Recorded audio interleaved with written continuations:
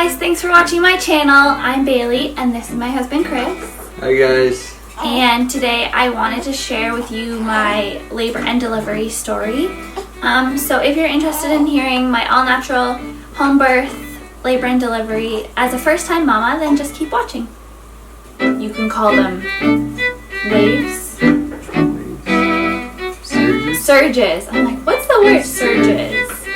I feel like you slept through like most of labor. I slept through most of labor for sure. Okay, you need to call the midwives now. Like, I remember feeling so discouraged in that moment, and luckily enough I had no tearing. Look at that drunk baby. He's poopy drunk.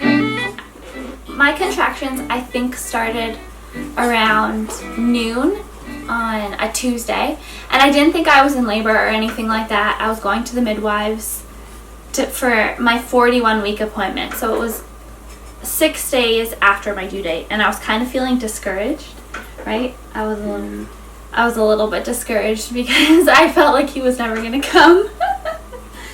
Everyone always says it's fine, like he'll come when he comes, or the baby will come when they come, but I just started to get to the point where I was like, okay, like this baby needs to come. That's how I felt, right? Started to get a little impatient. Trying to do all the things you can to get him moving. Yeah. But I was driving to the midwife appointment, and I remember like my first ever, because I didn't have any Braxton Hicks that I know of, my first ever kind of like feeling that actually built up and then went away. And I thought, okay, I think this is a contraction. I have no idea what they feel like. I have no idea. Like, it wasn't painful or anything like that. It was just kind of like a slight period cramp that kind of built up and then went away. And that happened, I remember that happening 2 or 3 times within that half an hour, and then kind of throughout the day. And after my appointment, he was at work still. After my appointment, I went to Michael's because I wanted to make him a baby mobile, which I still haven't made. But I went and got stuff for it. And I remember walking around by myself and like pushing the cart, and I kind of stopped. Like, eventually I had to stop walking and kind of breathe through it. And I was still fine, and then I kept going. Yeah, he was super, we were both really calm about it. We didn't really think anything of it. Yeah, we thought we had lots of time, especially because that was one of the first times you felt them, really. Yeah, that's the first time. Noticed that you felt them. Yeah, that's the first time I spoke to him when he was at work, and I said, okay, I think I'm in labor. So anyways, fast forward to, he gets home from work. It's what, like 6 p.m. And I think things were getting more intense. My contractions were coming every 5 minutes by this point. But I was still feeling good.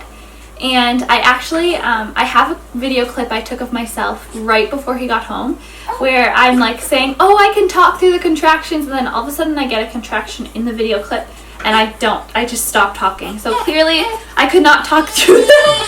So I just wanted to start videotaping myself now, because I feel like things are happening. And I'm so excited because finally it means that the baby could be coming soon. Like, I couldn't be more excited. Today is Tuesday, January 9th, and around, I want to say like 12 p.m. I got my first, like, what felt like a tightening, and it was I was like, okay, you know, this doesn't feel like a Braxton Hicks. It feels like real, you know? And then they just kept coming. And they've been coming like very frequently all day long. So I would say every 5 minutes, but they're not lasting a minute long, which means it's still really early on. It's actually probably too early to time them. The midwives told me that in early labor, they were like, don't bother timing your contractions because it's going to feel long and then you're going to be waiting. But I'm just too excited, so I'm timing them anyways just to see. And but I do expect it to be like, I think like I'll have them in the next 2 days. Right now the contractions are very like, I can still talk through them. Here comes one now. I can still talk through them, and it's like a tightening, and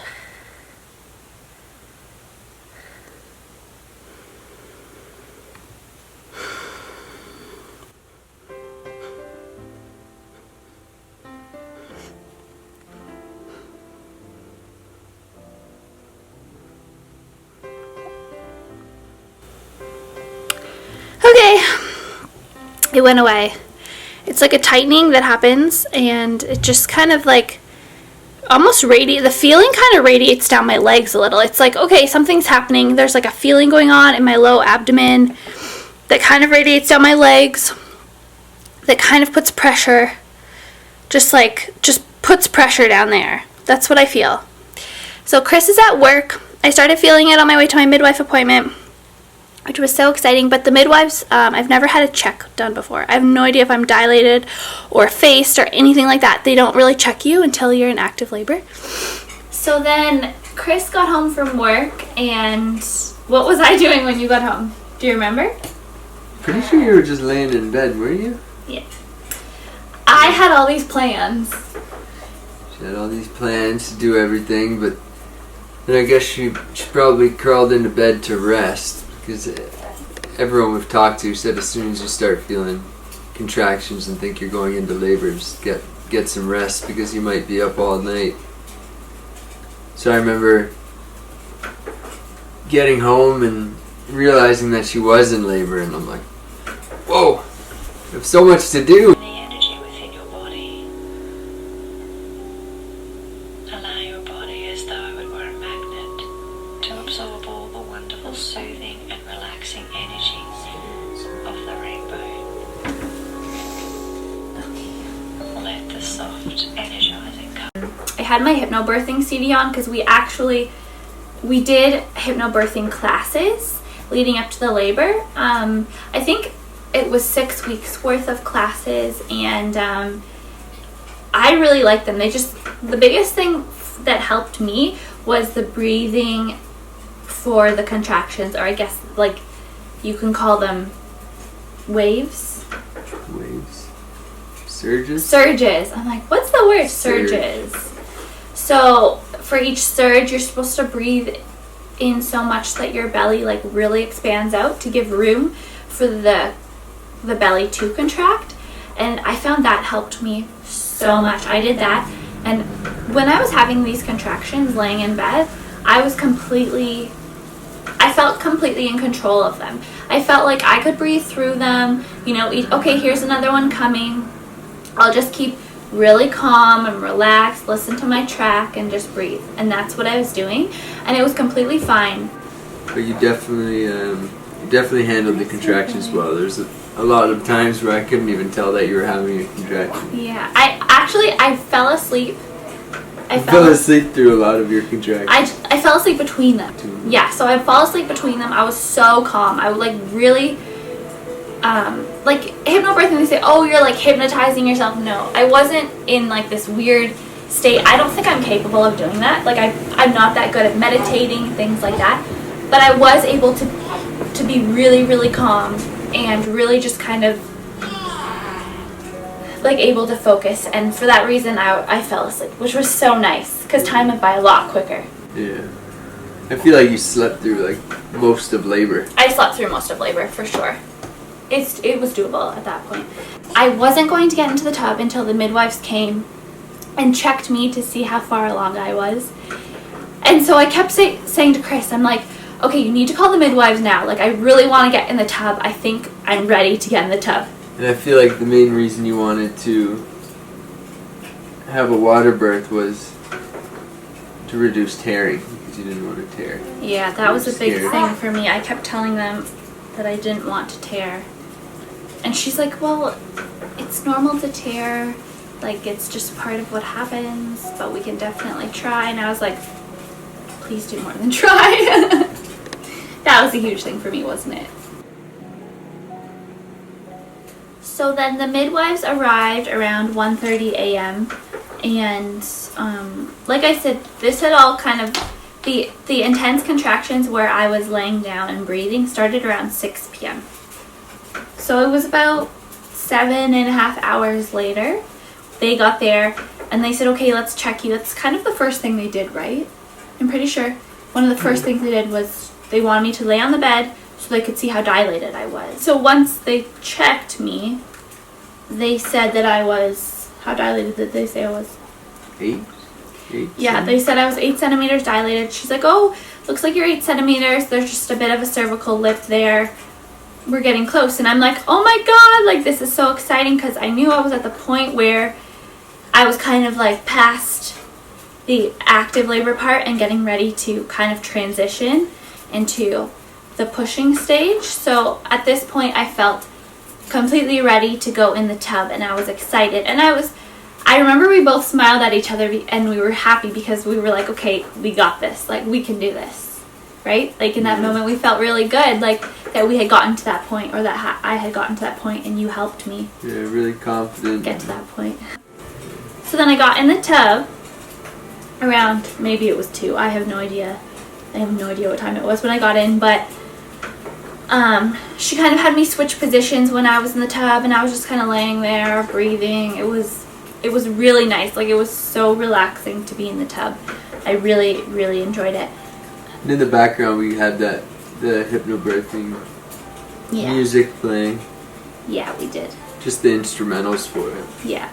But Yeah, we had that playing, and it was really dim lights. Like, we had just like our fairy lights. We have some fairy lights in our house, and the string lights, and it was really nice. So it was just very, very calm, which I loved, and it was just like very homey, and I was really comfortable where I was, so I felt good about it. So we're in the tub. The midwives were just sitting there. They were quiet, just kind of waiting.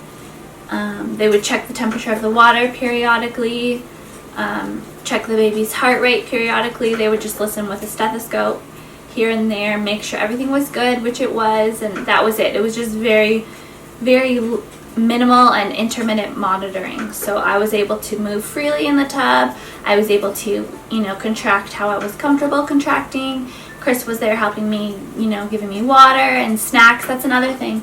I still had an appetite the whole time I was in labor. So I know some women say that they throw up or they get really sick. And we were learning in our hypnobirthing class that your body, do you want to explain how there's like the fight or flight, and then you don't have an appetite? yeah, so when you get stressed or scared, you have that fight or flight response in your body, which is the opposite of rest and digest. When you're in the fight or flight response, because you're scared or you're nervous or stressed out from the pain, or when you're in pain, the blood isn't going to your uterus and to your digestive system where it should be going. You have to get into that relaxing mindset so that you have that rest and digest.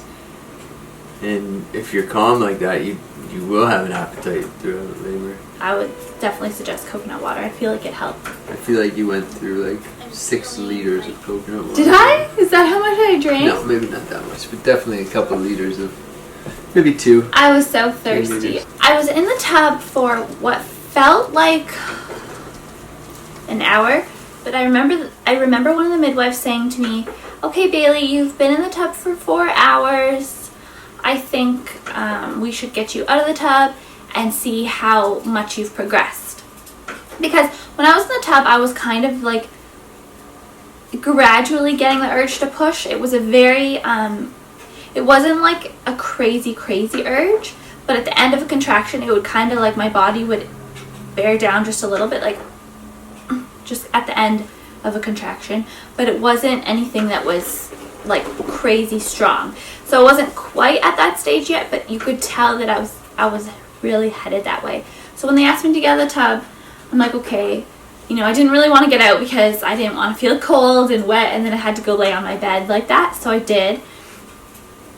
They checked me, and then they were like, oh, you're still 8 centimeters, you haven't progressed at all. And I just remember feeling so discouraged in that moment, because they said, it had been 4 hours, and throughout the night I was progressing really well, and then all of a sudden just being in the tub put me at a complete standstill. So then they said, well, your water hasn't broken, let's break it. And I was taking a lot of vitamin C leading up to my labor, because I really didn't want my water to break prematurely. That was kind of a huge thing for me. Like, I didn't want my water to break and then me not be in labor yet and then have to get induced at the hospital, because you have about 24 hours from the time your water breaks to go to the hospital. So I was like, or to go into labor, and whatnot. So I just kept taking vitamin C, and I was trying to be prepared that way. So my water hadn't broken. They said, let's break your water. They kind of used like a metal hook that they put inside of me, which honestly I didn't like. It didn't bother me at all. I didn't feel it. It was completely fine. It sounds scarier than it is, but that part was fine. She said she couldn't break my water. She was having a hard time. She's like, oh, you have a really strong bag of water. Finally, I remember feeling like this crazy gush. And she kind of paused and looked at the other midwife. And I sat up and I said, is there meconium? And she goes, yeah. She said to me that, you know, he's late. Like, essentially, it's now Wednesday. He's now 7 days late. You're 41 weeks pregnant. This is common at that stage. She said, you don't have a fever and the baby's heart rate isn't dropping, so you should be fine. But if you feel more comfortable transferring to the hospital, then that's an option that you can take. And I said, and I asked her, like, for sure, is this baby okay right now? You know, is it okay if I stay home? Is it still going to be fine? She's like, yep. Yeah, every time they checked his heart rate, and He was fine, yeah. he was fine. He used a Doppler and he just sounded fine. Sounded normal. They wanted me to move. And I'm like at a point where my water had broken. I'm 8 centimeters dilated. And this is when the contractions started to get a lot more intense.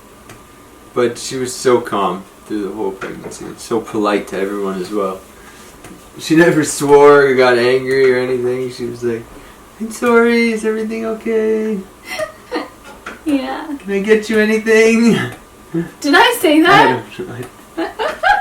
Probably. You're probably trying to serve everyone. The best thing I can compare it to is if you're running a race or a marathon, and it's like a really long marathon that you keep running, you get to the point where your body is absolutely exhausted and you feel as though you can't run anymore, but it's almost as if you don't have a choice. You have to keep running. So it's like I just got to that point where I felt like I can't do this. Like, I wanted to stop running. And obviously I couldn't. Mm-hmm. But I let it get to my head. So I think the biggest thing is trying to stay positive even at that very end. But stay positive and not let things discourage you. Even if the first time they checked she was 2 or 3 centimeters dilated. Yeah. You have to keep that positive mindset and don't let things discourage you. Yeah, every pregnancy is different. Every labor is different. That's true. You just never know, right?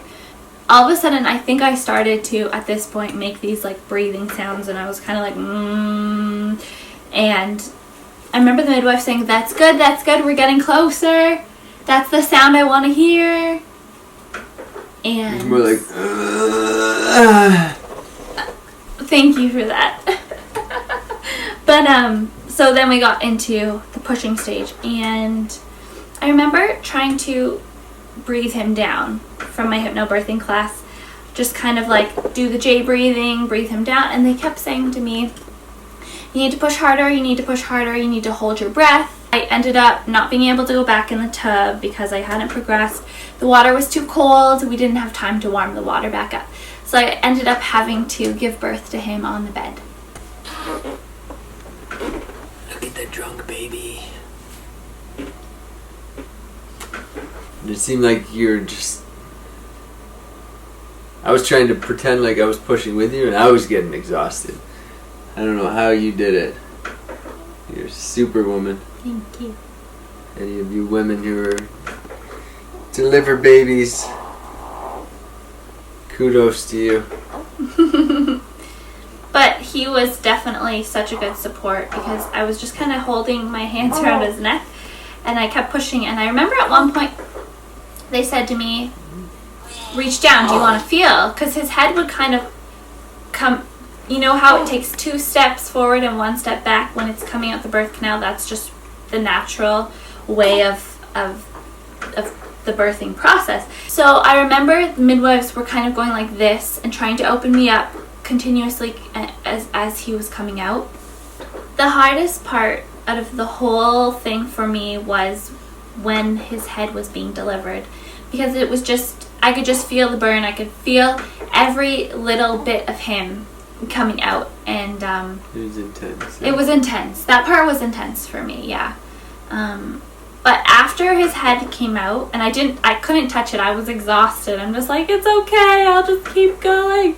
So I felt like you were holding back when they were telling you to push. You were pushing, but not quite as hard as they wanted you to push because you were afraid of tearing. I was pushing. I pushed at my pace. I gave it so much. You I don't even know. Like, they kept saying, push harder. And I'm like, oh my God, like I have nothing left in me. How am I going to push harder?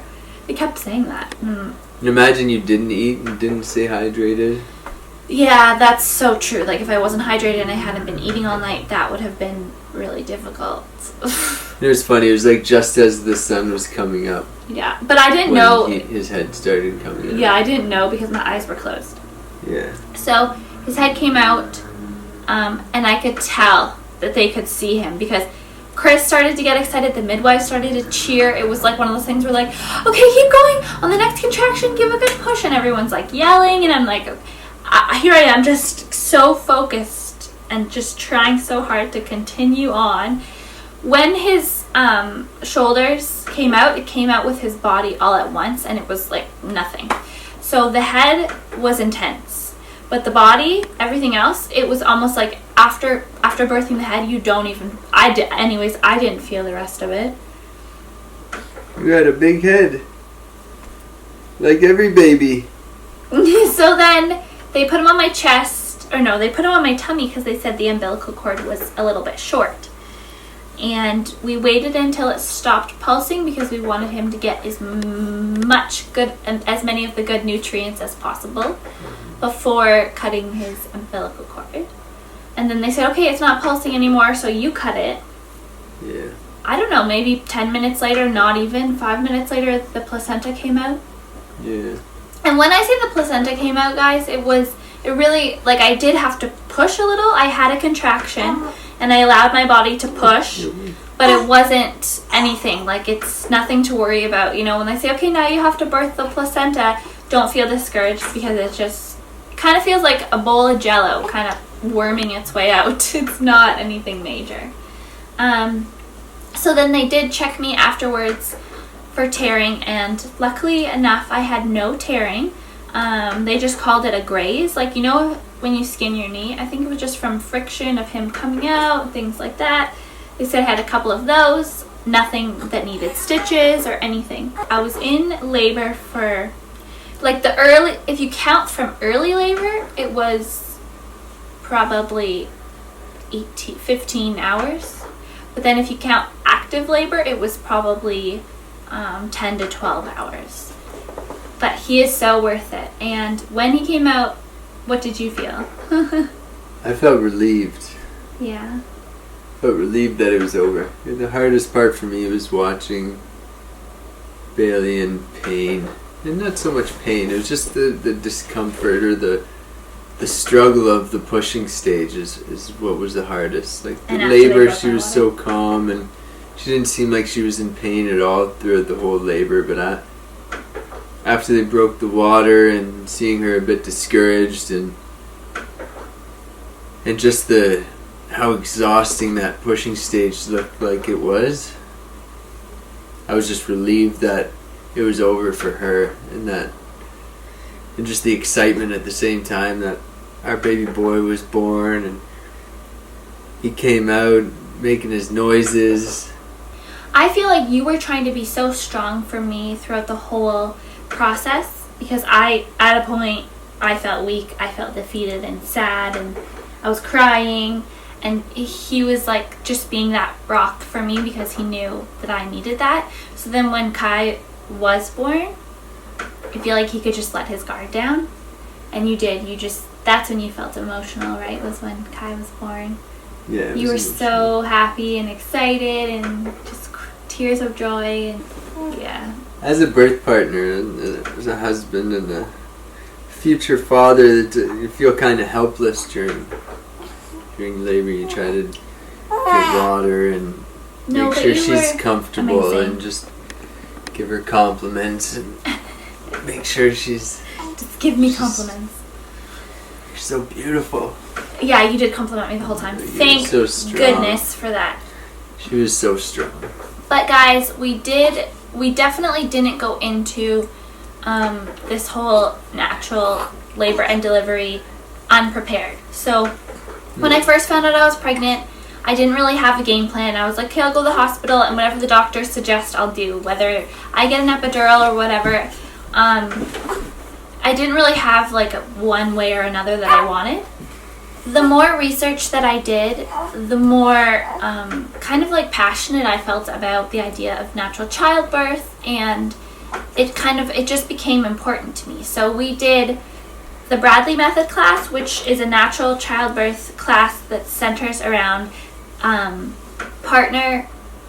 birth partner approaches, where your husband or your parent or your significant other or someone that is important to you that you want there, they're in charge of kind of coaching you and reminding you of the strategies that you learned in the class to cope. Yeah. Told you all about your different options throughout labor, like the different interventions that doctors will offer you, or just... It was very pro-informed choice. And It was the teacher, she was actually the one, she's a doula, who told us we would be great at a home birth. And at this point, we had planned to do a hospital birth, and then we kind of thought, a home birth? Maybe we'll look into it. And we did. And we our take was wherever we felt the most comfortable, like where our mind was comfortable, where we felt, where we weren't going to panic and, really cause our heart rates my heart rate to fluctuate, his heart rate to fluctuate. So that was big. And then we did the hypnobirthing, which we loved, and we're going to talk more about that. We're actually going to do a video on hypnobirthing versus Bradley Method and compare them, but also talk about them because we did both, so we can kind of give our advice. But anyways, this little boy's getting fussy, so we should probably wrap it up. I would have a natural home birth again, and I plan to for subsequent children, however many we end up having. In the end, it's whatever you're most comfortable with. Exactly. And we were really comfortable in our home. Anyways, guys, thank you so much for watching. And if you liked this video and you want to see more mama videos, then click the subscribe button and click the little bell to be notified for when I do upload more videos.